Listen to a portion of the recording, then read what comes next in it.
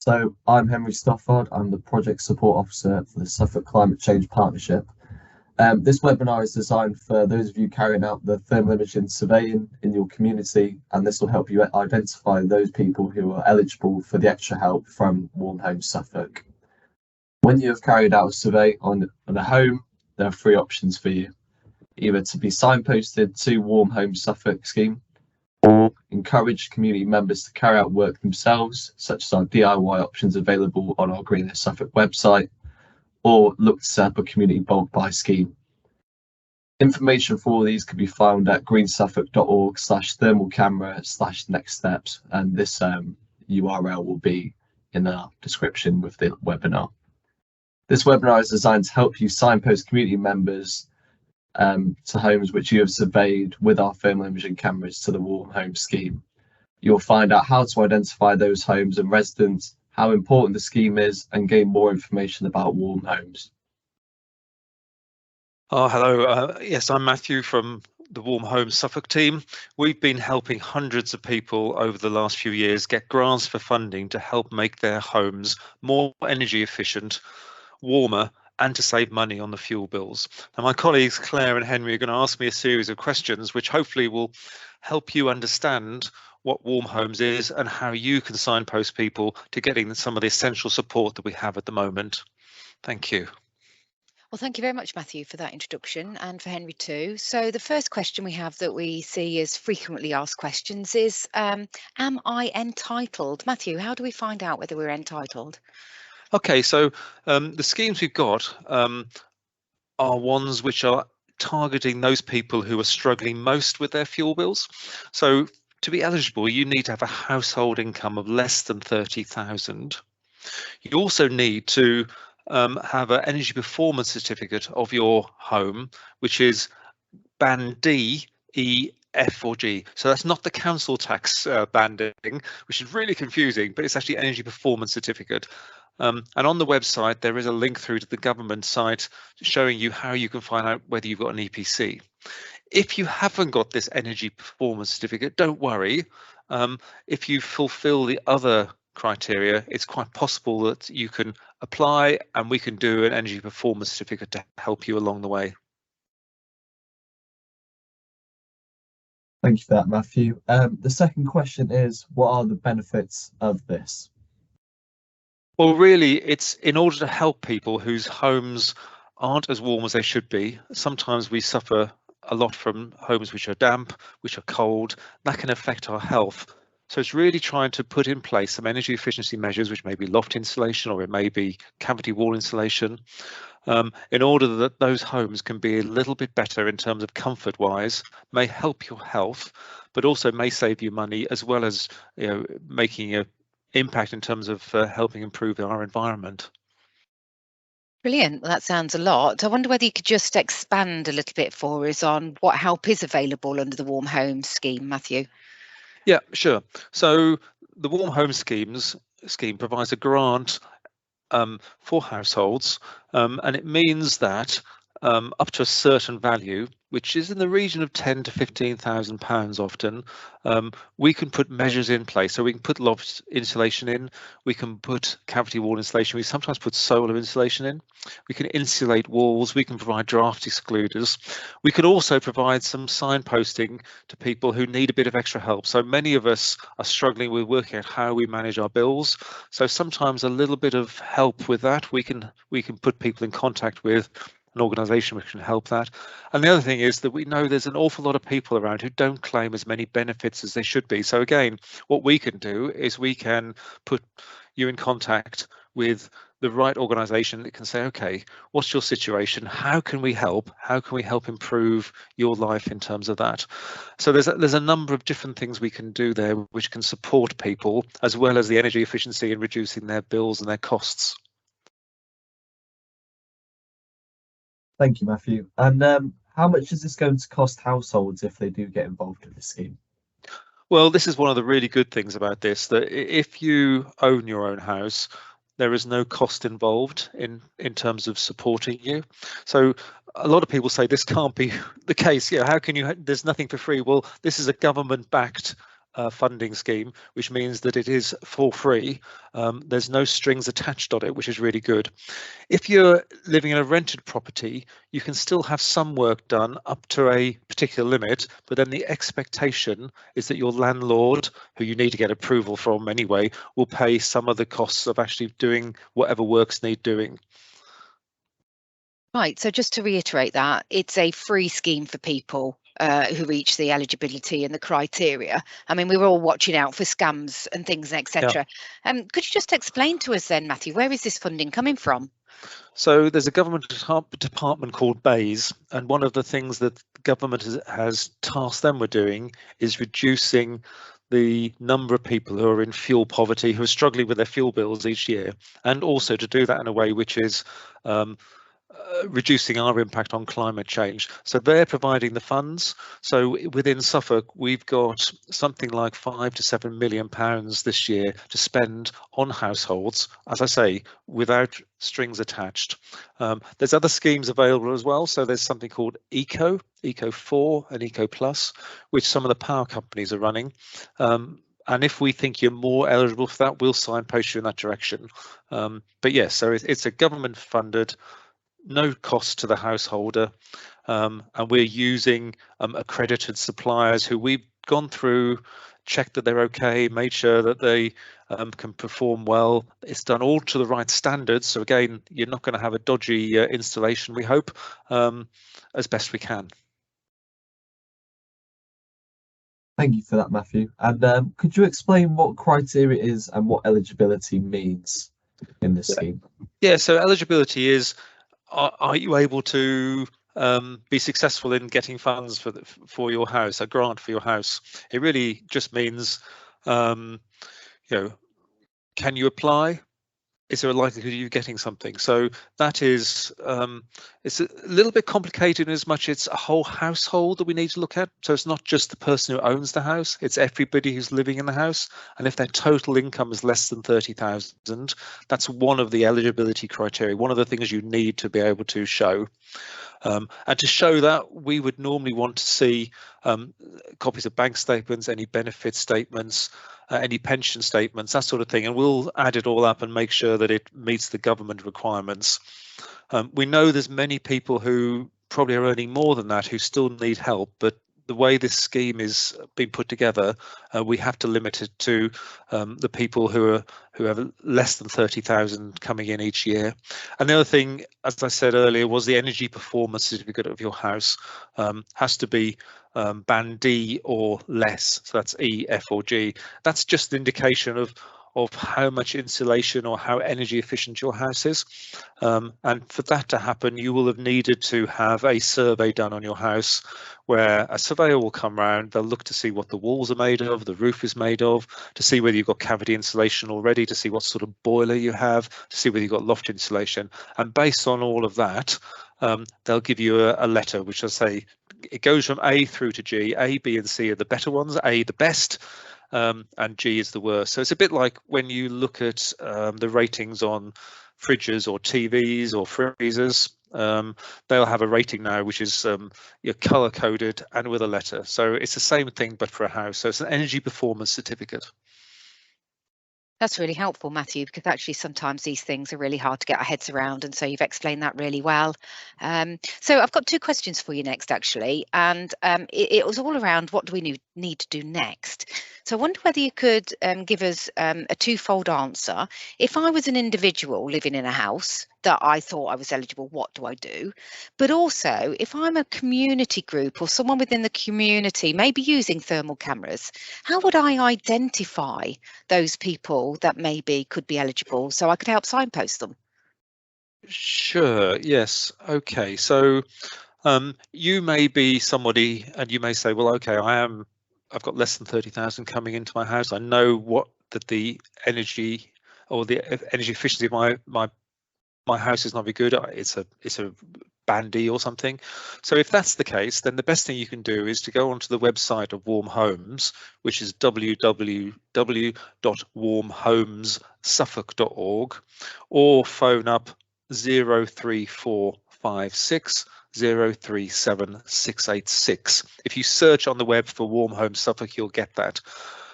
I have to say, we're unsurprisingly got a huge number of people at the moment who are inquiring, so it may take a little bit of time for us to get back to you, but that's the best way to contact us.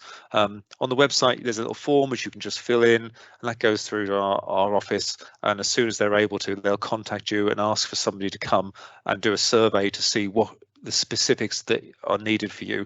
And the other thing is that we also have a few grants available, so if your roof is leaking or something, sometimes the different district councils, borough council, have some money which they're able to support you with actually getting some of those things put right, so you don't have water coming into your house or whatever it might be. So that's really helpful. If you're doing the thermal imaging survey, I think actually, Claire, it's really quite tricky to work out who's eligible and who's not eligible until you've spoken to them, because any size house might have a really poor energy performance certificate. Any size house might have someone in it who hasn't got a lot of regular income. So whilst you can do a thermal imaging and you can see that a house is really leaky, it's got lots of heat coming everywhere, part of it is actually just having a conversation with the resident and saying, I don't really want to be too pushy about this, but asking them, we've got some funding that is available. Are you interested in finding out more? So you don't necessarily have to say to someone, how much do you earn or how much money have you got? You might say, well, we know there's a scheme for people who are earning less than 30,000 or have less than 30,000 income through pensions or benefits. You might be eligible, and we've got some leaflets with the purple background that I've got behind me on, which you might want to be able to leave with the person and say, if you think you're eligible, then give them a call. It might be, for a lot of vulnerable people, you might need to say, would you like me to phone up on your behalf and just put you in contact? Or it might be it's somebody, if they are elderly or vulnerable, you say, can I talk to one of your family members and ask whether they're able to contact Warm Homes Suffolk, or or just get the okay with that? Because I think it's difficult, because people are quite suspicious of people knocking on doors, and I think people are quite suspicious of scams. And so you need to be able to be confident we're giving good advice, which we are, but also hopefully you'll know your communities really well, so you'll be able to know a lot of the people you're talking to already, which I think is really good. It gives you an opportunity that often we don't have, because we may come in from the outside and we don't know the area, we don't know the houses, we don't know the people, but you do, and I think that's absolutely fabulous. So what you're saying then, Matthew, is use your community connections, be happy to have a conversation, but offer first and foremost the opportunity of the grant and the scheme, rather than asking too many deep questions about finances, because that can be awkward, can't it? But I think so. I think you have to be careful, don't you? I don't think anyone really likes someone being really nosy about what your personal circumstances are. I certainly don't. But if you give some information and say, if you need more help, contact us, then I think that's a gentle way of doing it. Thank you very much. Henry, over to you. Thanks for covering that, Matthew. That was really helpful. The next question is, what and where do I find my EPC? If you're in a rented property, you should have got, if you moved in within the last few years, a copy of the EPC, the Energy Performance Certificate, because part of the legal requirement now is to have that. So that should be the case. If you've been in a rented property more than that, you may not have an EPC for longer than that. And you need to talk to your landlord in the initial case to say, there is this opportunity, can we do something about this, and then contact us. If you own your house, then if you've moved in the last probably 5 years or so, you will have an Energy Performance Certificate, which will tell you what rating it is. You can go onto the government website, which hopefully on the website providing information on the thermal imaging camera will link you through to where you can just put in your postcode or your address, and it'll come up whether there's an EPC or not. If there's not an EPC, then there's a couple of options. One is somebody could pay to have one done. It's about £45 to £65 per house. You could see whether there's any other local properties, like neighbouring properties, and you could just put in their postcode. It's not invasive, and the central database will tell you what they are. And often, if your neighbour's house is a D, if it's say a terraced house, then the likelihood is yours will be a D unless you've had a lot of work or they've had a lot of work done. So it gives you an indication.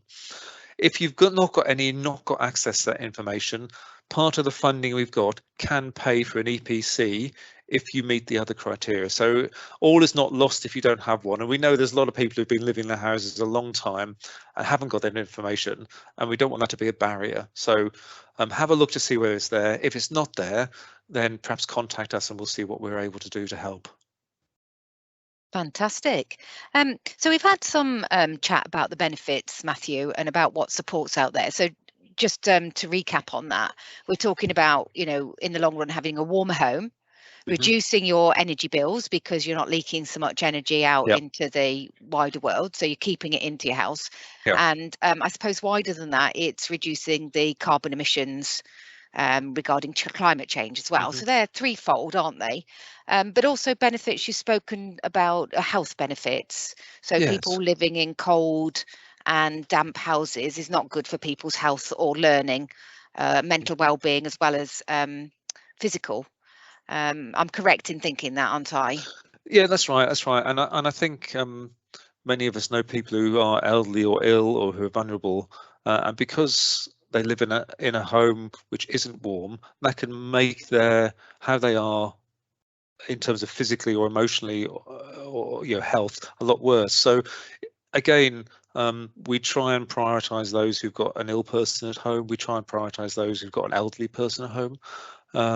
We try and make sure we put the right things in place in order to support that, because part of this is, as you say, the health and well-being of people also reduces pressure on our health service as well. So it's one of the benefits of doing this.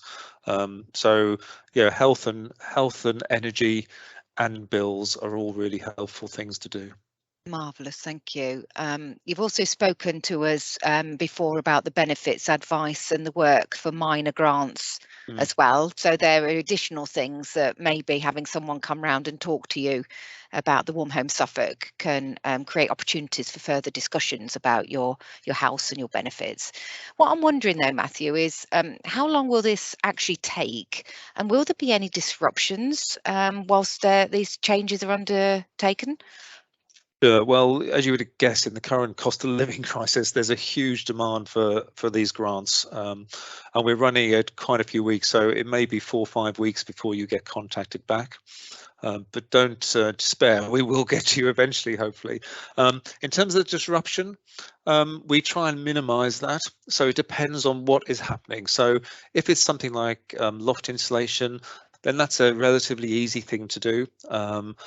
In that it can take a morning. The downside of that is if you store a lot of things in your loft, it will need to be cleared in order that the loft installation will be put in place. So again, we have people and contractors who can help clear a loft in order to enable loft insulation to be put in, but obviously that means it takes a bit longer. Again, cavity wall insulation can take half a day in order to do that, and that's relatively non-invasive because it's all done from outside. If you have something a bit more complex like external wall insulation, where they put a layer of insulation outside on your outside wall or on the inside, that is obviously more disruptive. Inside is disruptive because you may have to have electricity sockets and plumbing and stuff moved, which clearly it does mean that takes a bit of time to do and could be over a number of days, a week, to actually sort all that out, depending on the number of rooms that need doing. If it's on the outside, then obviously you've got things like guttering, and you've got a bit about where the roof goes down and the insulation goes up. So again, there needs to be some adjustment for that. So again, that can take a bit more time. There would need to be scaffolding put up on the outside if you have external wall insulation. If you have solar panels put on, then the disruption is relatively minor, in as much as you need to have scaffolding put on the outside in order for the contractors to put the solar panels on the roof, and then you need to give them access so that they can put a what's called an inverter, which takes the electricity from the solar panels and puts it into your main system. So that means that there will be maybe half a day's work inside to do that. So it depends a bit on the type of work that's being carried out and the complexity of that, but we try and make sure our contractors keep you updated at all time in terms of how long it's going to take, what level of disruption it's going to be, and also importantly making sure they don't cause any damage and making sure they clear up after themselves in a tidy and good way. To date, it's been really good. We've had lots of positive feedback and lots of people saying how much they have been grateful for what has happened. Fantastic, thank you, Matthew. I know you mentioned before about contractors being from a creditable council, all approved. Just to recap on that, how do I know my home will be safe, and how do you go about knowing about that? So we have a number of contractors who we've checked out. Generally, people say always use a trusted trader, sort of a person where all their credentials have been checked, their financials have been checked to make sure that they're not well, they're running legally, and we've done the same for our contractors. So again, there's 3 or 4 companies which we use who will always introduce themselves. It's always possible to check with us at one of the councils that they are the contractor that we've approved and are meant to be doing the work. We'll let you know who should be contacting you, because that's important, because you need to know and people need to know who they're letting into their house. So as best we can, we always make sure people have there's good communication in terms of that, and they know who should be turning up on their doorstep. And if there's any doubt about that, you need to encourage people just to ask us and double check. Brilliant, thank you. So really want to make sure that the right job is done in the right house, in the right way, in a safe and timely manner. That's right, that's right. And there's national standards for how they do an insulation project, do an energy efficiency project, and we ask that they adhere to those standards. And those standards are there to make sure it's safe, to make sure it works, and to make sure it doesn't introduce any problems into the building. That's super. Thank you ever so much, Matthew, for that. So we're coming to the end of our webinar now. I hope you found that helpful. You can always contact myself, that's Claire Ling, at suffolk.gov.co.uk, or Henry Stothard at the same at suffolk.gov.uk. Matthew, could you please just let us know again of those really important telephone number and website details? Sure. Yeah, so the telephone number is 03456 037 686, and the website is a bit of a mouthful, let's be honest. It's www.warmhomessuffolk.org. And the thing that catches me out when I write it is I miss out one of the S's in the middle. So it's Warm Homes Suffolk. So 2 S's in the middle there, .org. Or as I say, if you search for Warm Homes Suffolk on one of the search engines like Google or Chrome, it'll take you through to that, and it'll give you a lot more information, a bit of help for whether you're a tenant, whether you're a householder, whether you're a landlord, and it gives guidance for all those 3 categories of people and the sort of things that can take place in order to reduce costs and increase the energy efficiency and reduce the level of energy consumption. Brilliant. Well, we want to thank everybody for listening to this webinar today, and I hope that you found it helpful. I also want to thank my colleague Henry and Matthew for their input today in helping us understand about Warm Homes Suffolk scheme. And as I say, please do be in touch with any one of us or the Warm Homes scheme if you need any further information, help or guidance. And we look forward to catching you up in the community at some point in the near future. Thank you. Bye.